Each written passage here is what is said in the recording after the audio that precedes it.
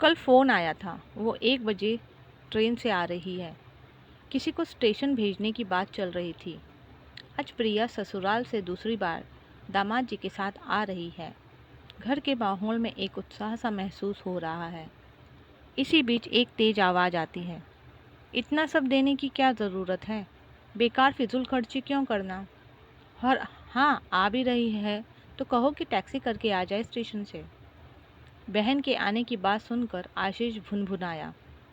माँ तो एकदम से सकते में आ गई कि आखिर यह क्या हो रहा है। माँ बोली, जब घर में दो दो गाड़ियाँ हैं तो टैक्सी करके क्यों आएगी मेरी बेटी? और दामाद जी का कोई मान सम्मान है कि नहीं? पिताजी ने कहा कि ससुराल में उसे कुछ सुनना न पड़े, मैं खुद चला जाऊंगा उसे लेने। तुम्हें तकलीफ़ है तो तुम रहने दो। पिता गुस्से से एक सांस में यह सब बोल गए। और ये इतना सारा सामान का खर्चा क्यों? शादी में दे दिया ना, अब और पैसा फूकने से क्या मतलब? आशीष ने बहन बहनोई के लिए आए कीमती उपहारों की ओर देखकर ताना कसा। पिताजी बोले, बकवास बंद कर। तुमसे तो नहीं मांग रहे हैं, मेरा पैसा है, मैं अपनी बेटी को चाहे जो दूं। तुम्हारा दिमाग खराब हो गया है क्या जो ऐसी बातें कर रहे हो? पिता फिर गुस्से से बोले। आशीष दबी आवाज में फिर बोला, चाहे जब चली आती है मुंह उठाए। पिता अब अपने गुस्से पर काबू नहीं कर पाए और चिल्लाकर बोले, क्यों ना आएगी? हाँ, इस घर की बेटी है वो, मेरी बेटी है वो। ये उसका भी घर है, जब चाहे जितने दिन के लिए चाहे वह रह सकती है। बराबरी का हक है उसका। आखिर तुम्हें हो क्या गया है जो ऐसा अनाप शनाप बके जा रहे हो? अब बारी आशीष की थी। मुझे कुछ नहीं हुआ है पिताजी, आज मैं बस वही बोल रहा हूँ जो आप हमेशा बुआ के लिए बोलते थे।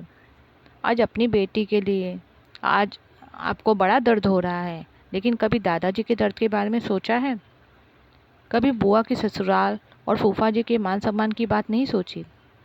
माँ और पिताजी एकदम से सन्नाटे में चले गए। आशीष लगातार बोले जा रहा था। दादाजी ने कभी आपसे एक ढेला नहीं मांगा, खुद आपसे ज़्यादा सक्षम थे, फिर भी आपको बुआ का आना, दादाजी का उन्हें कुछ देना नहीं सुहाया। क्यों? और हाँ, बात अगर बराबरी और हक की ही है तो आपकी बेटी से भी पहले बुआ का हक है इस घर पर। आशीष की आवाज़ आंसुओं से भर्रा सी गई थी। अफसोस भरे स्वर में बोला। पिता की गर्दन शर्म से नीची हो गई, पर आशीष नहीं रुका। आपके खुदगर्ज स्वभाव के कारण बुआ ने यहाँ आना ही छोड़ दिया। दादाजी इसी गम में घुलकर मर गए।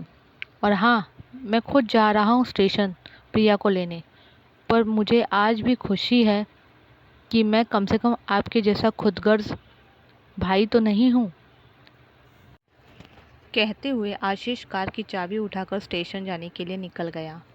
पिता आंसू पोंछते हुए अपनी बहन बबीता को फ़ोन लगाने लगे। दीवार पर लगी दादाजी की तस्वीर जैसे मुस्कुरा रही थी।